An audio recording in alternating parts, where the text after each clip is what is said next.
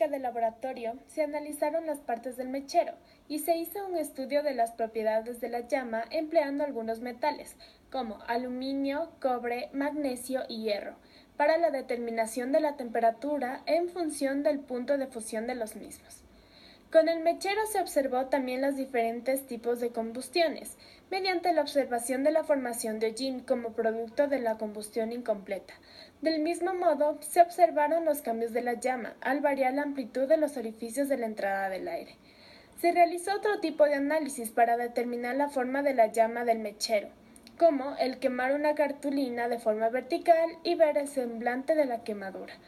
Finalmente, para ver las distintas funciones del mechero, se hizo un trabajo con vidrio, procediendo a doblarlo y estirarlo. Durante los experimentos químicos, es frecuente el uso de una fuente de calor para llevar a cabo distintos procedimientos. El mechero de Meker es un instrumento que permite generar dicha fuente de calor con el fin de proceder a la realización de técnicas como calcinar una muestra orgánica, catalizar una reacción por aumento de temperatura, esterilizar cultivos de bacterias, calentar sustancias o separarlas. El mechero está compuesto por un tubo vertical que va enroscado a un pie metálico, con un ingreso para el flujo del gas, el cual se regula a través de una llave. En la parte inferior del tubo vertical existen orificios y un anillo metálico móvil también perforado, que sirve para regular la entrada de aire, es decir, la entrada del comburete, con el fin de determinar reacciones de combustión completa e incompleta. En cuanto a la práctica, la importancia de este dispositivo radica en la particularidad de la llama. A medida que la llama del mechero se va incrementando, podemos apreciar de mejor manera su semblante, al igual que se podría llegar a determinar su temperatura y las zonas dentro de la llama en la que ésta varía.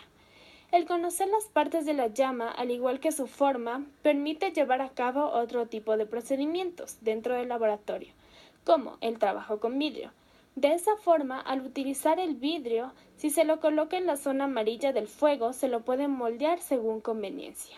Este instrumento es utilizado junto a un trípode y una rejilla que permite colocar otros materiales del laboratorio sobre la llama de una manera no tan directa al fuego, para que se realice el procedimiento del experimento. El mechero de Meker tiene un diseño similar al mechero Bunsen, diferenciándose de este en que presenta una placa en forma de cernidero en su boca. Esta placa multiperforada permite una llama generada por un número de llamas tipo Bunsen, igual al número de orificios presentes en la placa usada. Este artificio permite una calefacción más uniforme y un trabajo a mayores temperaturas. Las llamas presentadas en base a este mechero pueden ser llamas de premezclas y llamas de difusión. Las llamas de premezclas es cuando el aire y el gas se combinan antes de la zona de combustión, y las llamas de difusión es cuando el aire y el gas se mezclan justo en la zona de combustión. El empleo del mechero implica una reacción de combustión, es decir, una reacción creada entre un material combustible, lo que es una sustancia que al mezclarse con oxígeno desprende calor, y un comburete, que favorece la combustión de una sustancia, ejemplo oxígeno, activados por una cierta cantidad de energía, creando y desprendiendo calor, es decir, generando una reacción exotérmica.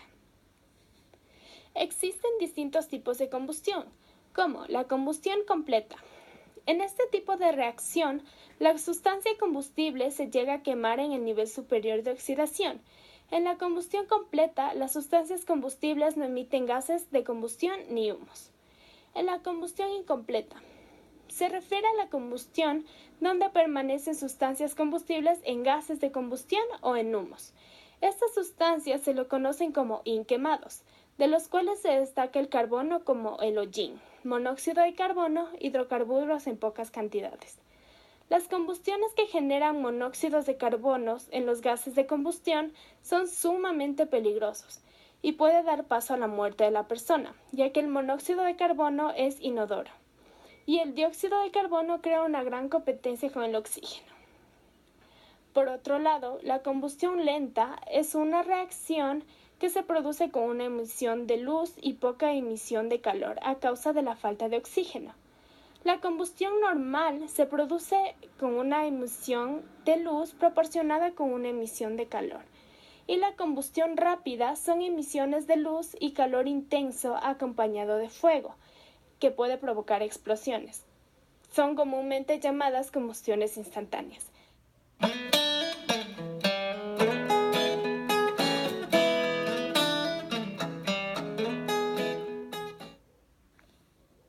Procedimiento con el mechero. 1. Reconocer las partes del mechero de Mecker. 1.1. Armar y conectarlo directamente a la fuente de gas en base a una manguera de caucho. 1.2. Encender el mechero tomando en cuenta que la entrada de gas esté parcialmente abierta y la entrada de aire esté completamente cerrada. 1.3. Abrir cuidadosamente la llave de gas hasta obtener una llama de aproximadamente 10 centímetros. 1.4. Observar la llama luminosa. 2. Tomar una cápsula fría de porcelana sosteniéndola con unas pinzas sobre la llama. 2.1.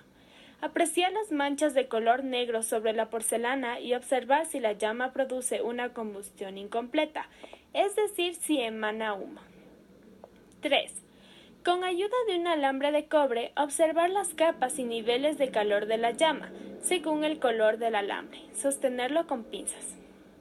4. Determinar la temperatura aproximada de la llama observando si ésta excede o no a los puntos de fusión de metales como hierro, magnesio, cobre y aluminio. 5. Disminuye la llama hasta unos 4 centímetros. 6. Con ayuda de un cuadrado de cartulina, sostenerlo en forma vertical alrededor de 3 a 5 segundos sobre la llama. 7. Con ayuda de las pinzas, introducir una pequeña cantidad de polvo de magnesio en las entradas del aire del mechero y observar el cambio de la llama. Procedimiento con el vidrio. 1. Calentar un tubo de vidrio sobre la llama. 1.1. Cuando éste esté blando, proceder a estirarlo sobre la llama, pues permite una mejor manipulación del tubo de vidrio. 1.2. Estirarlo unos 30 centímetros sin romperlo.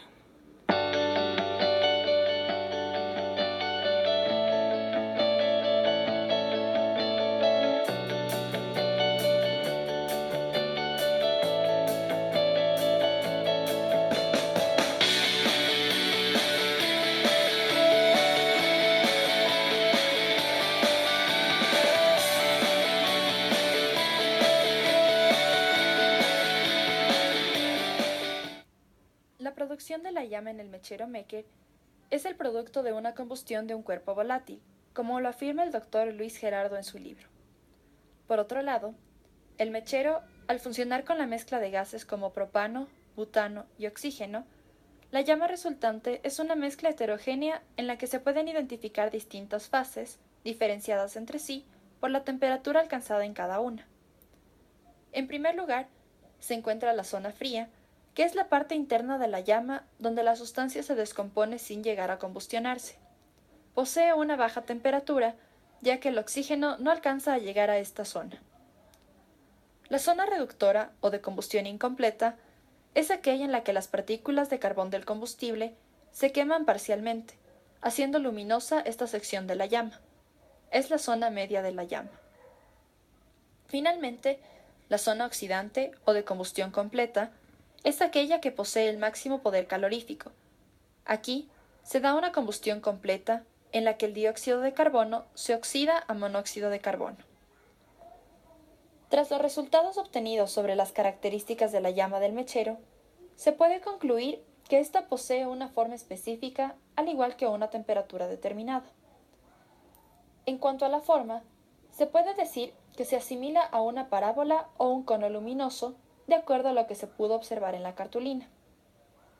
En cuanto a la temperatura, al observar los puntos de fusión de los metales empleados, en este caso cobre, magnesio, zinc y hierro, se puede afirmar que la llama posee una temperatura aproximada de 1538 grados Celsius.